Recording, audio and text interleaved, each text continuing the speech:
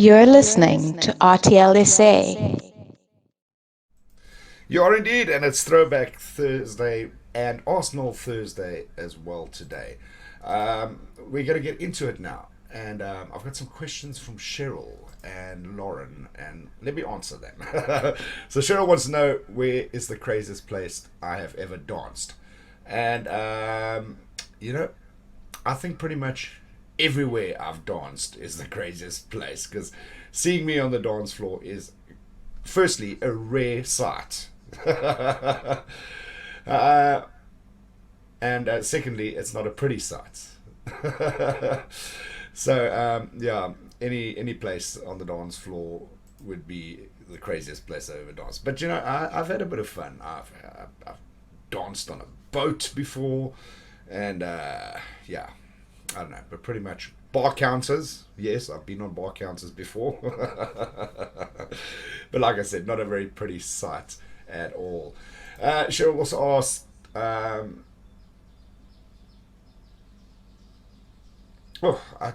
don't understand this question at all. Anyway, let's move on. I'll have a look at it closer now. So, talking about dancing, if I were to create a move, what would I call it?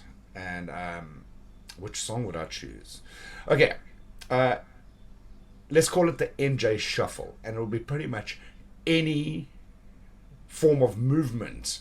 And what it would look like, it would look like two left feet doing different things at the same time.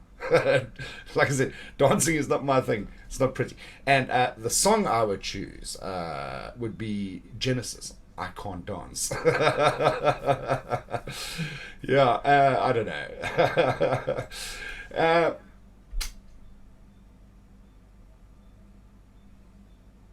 yeah, no, I'm not following that question, Cheryl. I just don't know how to answer it because I don't understand the question.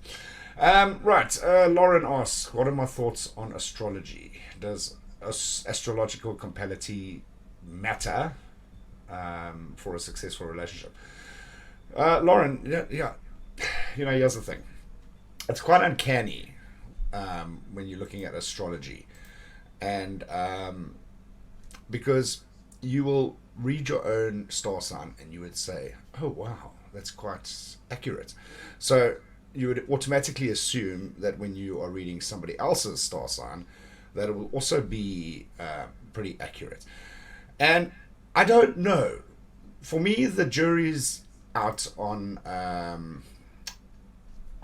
astrology. I'm not sure about astrology at all.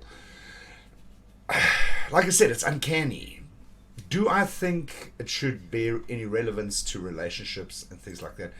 I don't. I honestly don't. It just really depends. If you believe in astrology yourself and you believe that it is fairly accurate, then you could look at somebody else's star sign and kind of like assume that you're understanding them better. But should it be something that is relevant when it comes to a relationship? I don't know. I don't think so. Personally, I don't think so. Like I said, I'm not a big subscriber and I don't really buy into astrology that much. So, yeah, to answer your question, no, I don't think it should be relevant at all. Um, if I could master something, what would it be? Reading people's minds and understanding their intentions. That would be it. If I could master that. Um, I believe I'm an empath myself, and I try always put myself in somebody else's situation and in their shoes. But, it's very difficult to master understanding someone and being properly empathetic towards them. So I don't know. I think that's something that I would I try work on it on a daily basis and be more understanding. And I think that's something I'll try and master. But it'd be nice to read people's minds so that you can understand their intentions as well. It would be quite awesome indeed. What would be an instant turn off when meeting a lady for the first time? Now this might sound like a bit of a cop out, and it might sound like taking the easy way out here, but I assure you, I'm not. I don't actually get turned off by anybody upon meeting them the first time. It's not. It's for me. I know it's going to sound like it's a cop out, but it's not. I honestly try and accept people for who they are. So I'm not sure that I would be turned off by anything. Just yeah, I never have been. There are certain things that I'm not crazy about, but I wouldn't say that it's a turn off. Like excessive foul language, for example. Look, I'm not innocent when it comes to using a few curse words myself, but when meeting a lady, if it's excessive, that might be a bit of a turn off. But again, it's for me, it's not a big thing. I try accept people for exactly who they are. So yeah, I hope you're not thinking that I'm copping out by answering it that way, but that's kind of the truth from my perspective. Here we go. Bob the Legend. I shudder. I shudder. I haven't heard it. I shudder. So today is Ask Noel Thursday. So Noel, my question for you today, where was the craziest place you had sex? Bob the Legend out.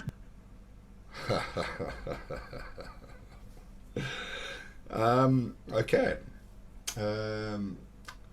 I will say the beach, but that's not crazy. That's not the craziest place. I would say the craziest place ever was in an elevator, in a lift. Yeah. That's what you call literally living on the edge, because you don't know when that lift is going to stop. So yeah, truth be told, that is it. Thanks, Bob, for making me a little bit warm in the ears today. That's Arsenal Thursday for today. Thank you for all your questions. You're listening to RTLSA.